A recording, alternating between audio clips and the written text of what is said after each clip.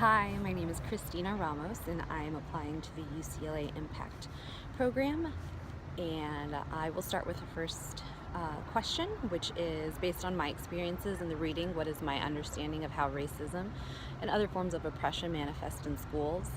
I believe it starts with a lack of engagement with the community, with students, and with their backgrounds. I think it isolates, it creates exclusivity. I think it actually creates ignorance, which is where I think a lot of racism stems from. I also believe a lack of ethnic studies in schools today creates an environment of oppression and of racism, because we are excluding entire people's identities and their struggles and their roles that they've played in this country. I believe that a one-size-fits-all approach to education can outcast English language learners, ethnic minorities, genders, students from the LGBTQIA community. I think also being afraid to challenge the status quo, being afraid of controversial issues and not welcoming them, also creates an environment that manifests oppression and gender. I believe challenging and questioning outdated and out-of-touch ideologies would really help combat this. However, I think people fear these areas, and so they believe that all students must stand for the Pledge of Allegiance, or they continue to teach that there is justice and equality for all when there is evidence that men and women still aren't treated equally today, and that the U.S. has an unblemished history, which is not at all true and denies so many people's struggles and so many people's identities. My own experience in education, I went to predominantly white schools where my value was only as good as what my teachers expected from a Mexican working class girl. I lost my own identity. I lost my history. I forgot to speak Spanish, which was my first language. And I always felt like an outsider, trying to fit in, trying to assimilate. And it wasn't until I got out of high school that I began to realize that I wasn't the problem, that education system was failing to serve my own needs and my own ethnicity.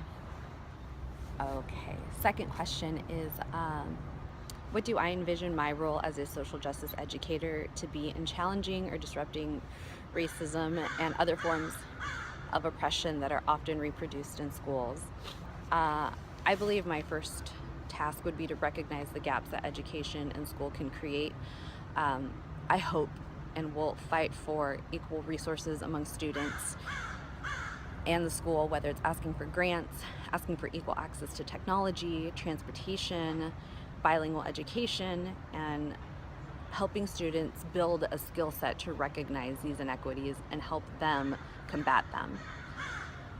I would teach them the history of inequality, where it started, why it hasn't ended, whether it means going back to our Constitution, and showing them how it was written, by whom it was written, which was white upper middle class men, and how slavery still affects our society and our lives today, because racism and oppression are still very much alive. I would also try to create a safe and welcoming environment to take these high tension topics and really encourage students to learn from each other and to question things, not to accept the status quo, and really teach them how to embrace diversity, how it enriches our lives, broadens our perspectives, and educates us. What we may see in TV or hear in songs, read online, or in books doesn't represent everyone or everything, which is why we must ask questions. We must challenge the status quo, and if we want any kind of change and if we want to learn. I would also really try to enforce that their challenges, their struggles, that make them resilient. Whatever they may face at home, in their communities on an everyday basis. Their experience gives them knowledge, and their knowledge gives them power. For the final question, which is what everyday actions might I take to challenge or disrupt racism and other forms of oppression in schools, classrooms, and the community, is I would take every opportunity to teach students that people's ethnicities, language, culture, religion, gender, sexual orientation, and race do not and should not dictate their actions. I would incorporate opportunities to learn from each other through small groups, through activities. I would read books to students that were inclusive and sensitive to the community's cultures, practices, backgrounds. I would also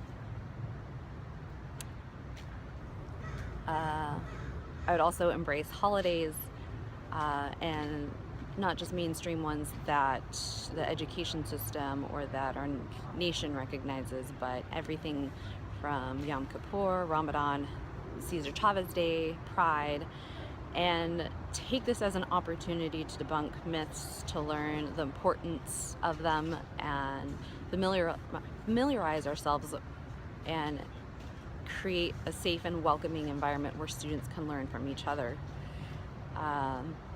It would also be a great opportunity for students to ask questions.